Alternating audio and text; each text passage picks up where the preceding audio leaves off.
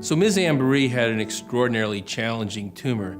She had this very large tumor at the base of the brain and her pituitary, growing far up into her brain, compressing the optic nerves, the nerves for vision, producing almost complete blindness. She could barely walk around. The tumor grew to the sides, wrapped around the main arteries to the brain. It grew down into the sinuses at the base of the skull and invaded the bone at the base of the skull. I was referred to Methodist by Dr. Alex Chin. I went to get my eyes examined because my left eye wasn't focusing right. So he's my optometrist, and he said that I need to refer you to a specialist. And I came to Dr. Andrew Lee, and he said, I need you to do an MRI because there's definitely something back there.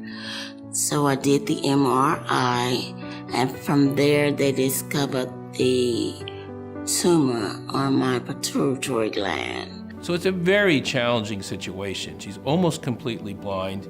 Even the slightest deviation or extra pressure and she's going to wake up completely blind. So that's a real challenge.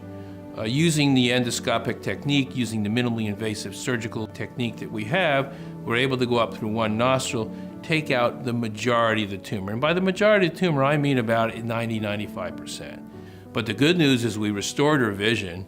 And I remember when she woke up, she said, I can see the grass again. It was kind of a wonderful little quote that she said. But we obviously have some tumor left that has to be treated. And so this is where the multidisciplinary aspect of the Peak Center is so important. We have high-intensity imaging to precisely define where that residual tumor is. We can reconstruct that in 3 dimensions.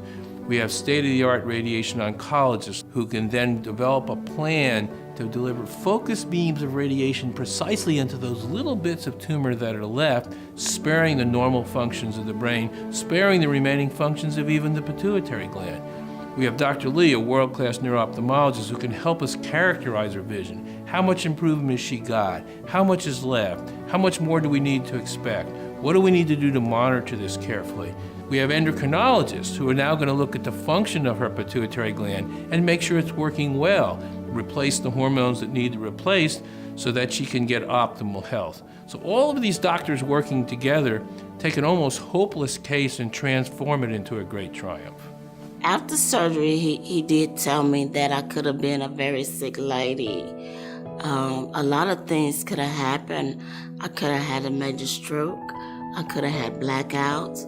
I could have lost my vision. I did not think that I would be able to bounce back fast. I knew I would be okay because I prayed, and my family prayed with me. But to bounce back so fast, I didn't think I would be able to do that. My vision has improved a lot. I can see that myself. And people are telling me all the time, slow down, girl, you're moving too fast. I'm like, okay, I don't think I'm moving fast. But they say I am.